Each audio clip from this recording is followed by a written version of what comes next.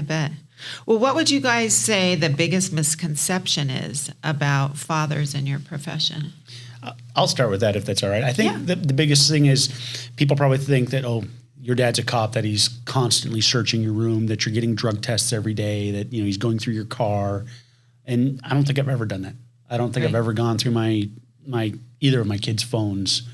You know, there's a certain respect level and that we've had, and you raise your kids a certain way, and you kind of you have to rely on a lot of faith and trust. So I'm sorry to interrupt that, but my mom is not a cop, and I just found out this past year that when I was from the ages of 13 to like 20 when I lived at home, that she would search my room every single day. She would search my car every single day because she was so worried about me getting hooked on drugs or dealing with the gangs, because as an immigrant, because we moved to this country from Bosnia in 1995. Oh, wow. A lot of stuff that she was exposed to here was mostly on TV. So, I mean, she's not a cop, and I was just blown away, and I was surprised. I'm like, you've went through all my stuff? She goes, yep. She goes, I would check under your mattresses. I would check under your pillowcases, all your drawers.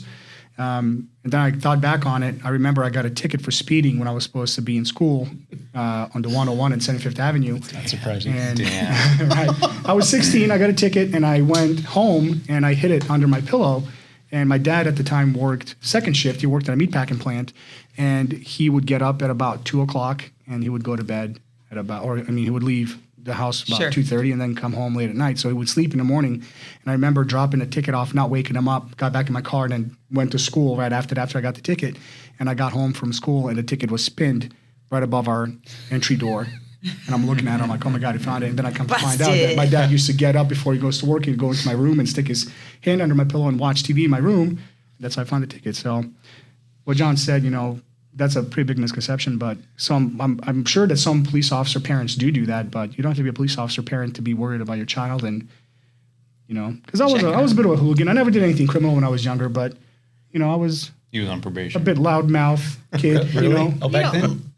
You know what, John? We'll talk about this after this podcast. You know, we'll have some discussions after this. Trade sponsor. Yeah, gotcha. I'm sorry. You can. I apologize. I forgot what I was going to say. Searching rooms. Trust. No trust in my house, apparently. Misconception. Well, is there a misconception that you think that?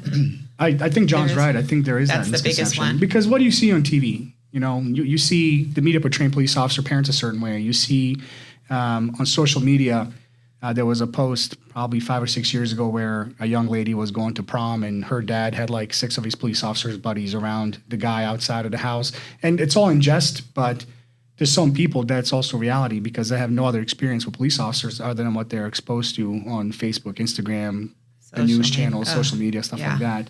And a lot of those things are also taken out of context. Absolutely. So. Yeah. What about you, Jeff?